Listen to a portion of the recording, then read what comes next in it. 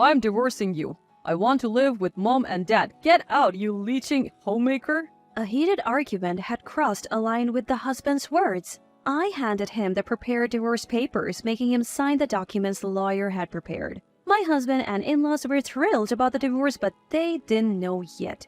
They didn't know that an unimaginable hell was awaiting them. My name is Emily, and I'm 30 years old. I'm a homemaker. I've been married to Mason for 5 years, and our only daughter, Lily, is almost 4. On the surface, we seem like a happy family, but there was one problem I couldn't share with anyone. We lived with my husband's parents, and it had become a massive burden for me. It all started right after we got married. Mason was supposed to move to my apartment after our wedding, but suddenly he proposed something unexpected. Hey, Emily, about after we get married? The registration is next month and it's coming soon. What's going on? Well, I've been thinking about this. How about we live with my parents after we get married? What? Live together? I was speechless at the sudden proposition. Seeing my reaction, my husband hastily added, Oh, I don't mean forever. We'll want our home someday and we'll need a car when we have children. So I want to save money for that time. I understand wanting to save money, but do we have to live together?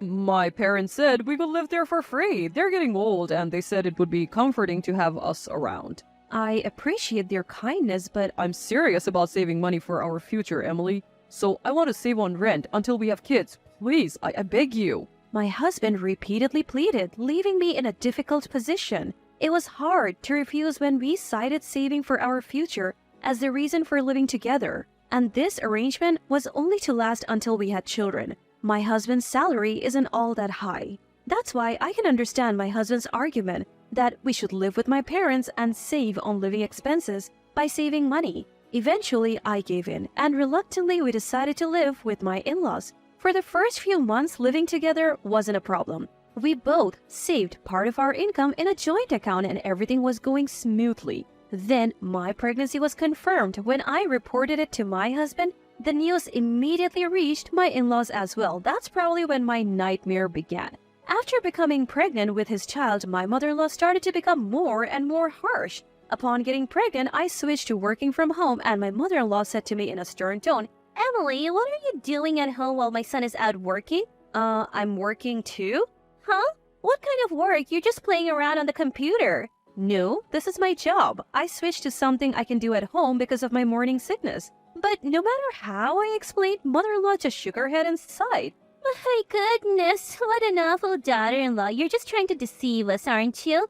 Morning sickness is nothing. Lying to get out of work is despicable. Wait a minute. I really just switched to working from home. Quiet. Don't talk back to me. You're just a daughter-in-law. If you're just going to play on the computer, at least take care of the house. And so, my days of being forced to do housework without acknowledgement of my work from home continued. Morning sickness can vary day to day. Some days, life goes on as normal, but others, it's so agonizing I can't even get up. No matter how much I tried to explain, mother-in-law wouldn't budge. In fact, every time I opened my mouth, she would scream, It's a lie. It's an excuse. And wouldn't believe a word I said. And to think mother-in-law herself went through the pain of childbirth with her son Mason. As for my father-in-law, he's always been a man of few words. He's quiet, but he never intervenes between mother-in-law and me and is firmly on mother-in-law's side. All the while, I'm being lectured by mother-in-law. He has this creepy grin on his face. I've sometimes thought it would be better to go to the office instead, but the trauma of feeling sick while outside made it impossible for my body to endure commuting during pregnancy. However, if I kept being harassed by my in-laws every day, the stress would build up. I decided to talk to my husband about it. Mason, I hate to bring this up all of a sudden, but can we stop living with your parents? What? My husband looked at me bewildered and asked, What's wrong all of a sudden? I don't want to say this, but living with your parents, it's reached its limit for me. What do you mean limit? Did something happen? Well, every day when you're not around, I've been harassed. Harassed? I told my husband everything from mother-in-law's snide remarks to my father-in-law's cold attitude. Tears welled up as I spoke, and though I was choked up, I firmly conveyed how unbearable my life had become. Mason will surely respect my feelings above all. Our monthly savings might decrease a bit, but he will definitely understand. But what came out of my husband's mouth were words I could never have imagined. Hey, isn't this Emily's fault? What? No, I mean, if mom and dad are behaving like that, it must be for a serious reason. You get scolded like that because you don't do what mom says, right? I never thought I would be blamed, and I was bewildered. Wait, just wait a minute. I told you, Mason, didn't I? I have switched to working from home. But that doesn't mean I'm not working at all. It's impossible to take on all the housework during work hours. Do you want to say that mom and dad are wrong? We're living here for free, just listen a little. Dad and Mom. Oh, anyway, this is Emily's fault. Don't trouble my precious parents any further. My husband ended the conversation unilaterally and left the room. Dad and Mom, how old are you? I explained everything. So why do you only defend your parents and not me? If I knew it would come to this, I would never have agreed to live together in the first place. But I don't have the courage to leave this house now.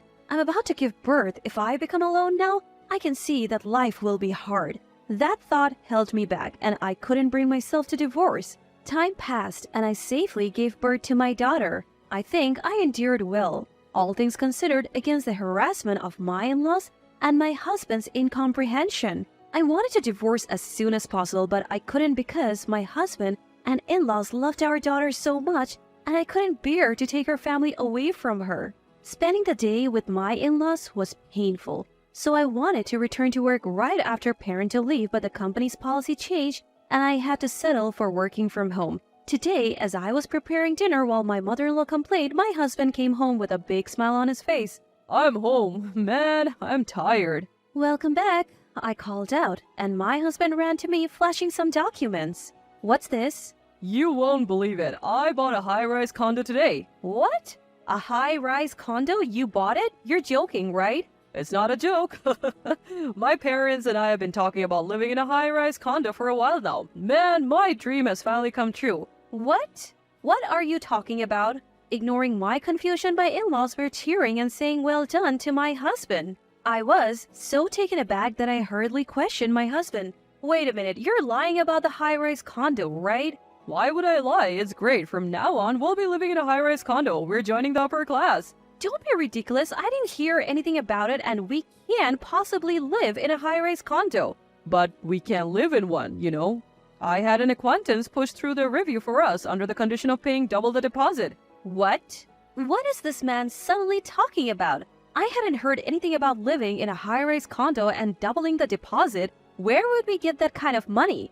In my shock, I was at a loss for words, and my husband began to look down on me and snap at me. Do you have a problem with me or something? After all, I humbled myself to get our application approved. It's not that I'm complaining, but I'm shocked that you didn't consult me.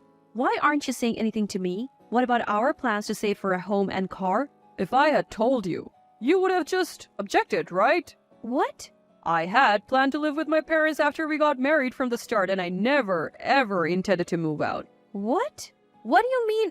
Then what about saving money? I just made something that sounded good. All I ever wanted was to live with mom and dad. That's all. My husband deceived me? I never knew he could have such a scheme. Anger began to bubble up inside me, and my voice grew harsher. What's that about? Don't be ridiculous. You prioritize living with your parents over our married life? What's wrong with that? I only married you for appearances. You just mess around at home saying you're working remotely. A failure of a wife like you should just keep quiet and do as you're told. Stop it. Enough. I can't bear it anymore. I didn't think you were like this. That's my line. I want a divorce, you homemaker parasite. Calling me a parasite? That's harsh. But it's the truth, isn't it? I don't need a failure like you. I'll live in a high-rise apartment with mom and dad, and you're just in the way. I'll give you custody, but leave right away. Don't you find your own daughter cute? I'll tell you now, she's not cute because she looks like you. I was just pretending to dote on her. What mom and dad really wanted was a boy, not a girl. Being insulted about my daughter too? The fuse inside me finally blew. I understand. If you say so, I will leave. But I need a week because of Lily. All right, you will leave without fail after a week, right? Thus, my preparations for revenge began. The next day, I headed to a law firm to have a pledge prepared that stated no contact after a divorce. The deadline of a week was short, but I did everything possible towards the divorce. A week later, I handed over the prepared divorce papers and had him sign the documents the lawyer created. As I left with my daughter clutching our belongings, my husband and in-laws sneered and said, "You're finally leaving? We're moving to a high-rise apartment soon, and it's going to be amazing. We can sell this house and use it for the new home's mortgage. 2 birds with 1 stone, right, Mom?" Absolutely. Living with just Mason and Dad, I'm so happy. As my daughter and I left my in-laws' home, I silently smiled to myself in my heart. They should enjoy themselves while they can. They'll have to face reality soon enough, right? A few months later, as expected, a call came from my husband.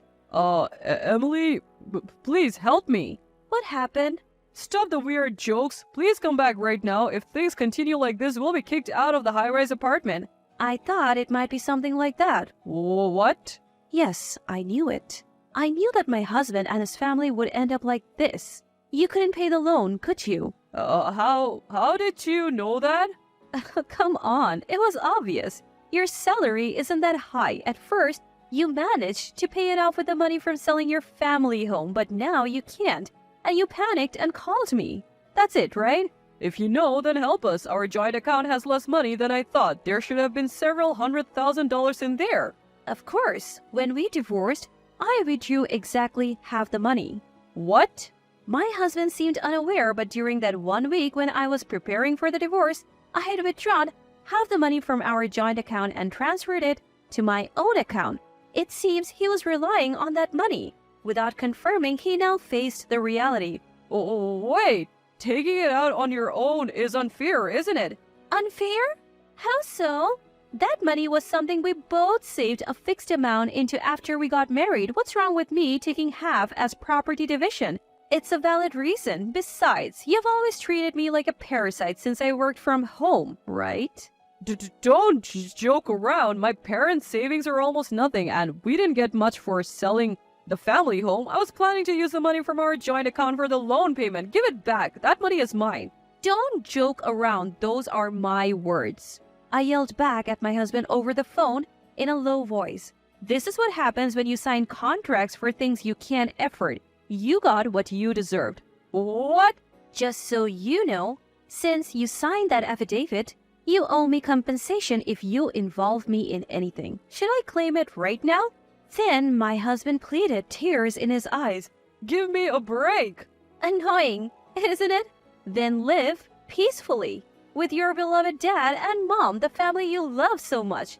I finally found happiness by getting away from trash like you. Stay away from me and my daughter forever. In a huff, I hung up the phone and deleted my husband's contact information. I hadn't given my new address, so we likely wouldn't meet again. From what I had heard, my husband and in-laws quickly fell behind on their loan payments and were soon evicted from their high-rise apartment. When they sold the new house to pay off the debts, only the debt remained. Since their family home was already sold, the 3 of them were now living in a cramped apartment. With only Mason's salary, they couldn't afford decent meals and seemed to be wasting away day by day. Rather, it seemed like a fitting punishment. On the other hand, I had rented a new house near my workplace and was enjoying peaceful days with my daughter. Work was going well and I had even been promoted recently. I was able to save a decent amount of money for my daughter. Lily, I'm sorry. Are you lonely, just you and mom? I asked my daughter on the way to the childcare center. Lily, I hated Daddy when he was mean to Mommy. I hated Grandma and Grandpa too. What? Lily loves Mommy. As long as Mommy is here, it's okay. Oh, Lily, Mommy stay with me forever. With those words, my daughter tightly grasped my hand. The bitterness and resentment that had been lingering in my heart slowly started to unravel. I will make this child happy, no matter what. I vowed to myself, squeezing my daughter's little hand in return.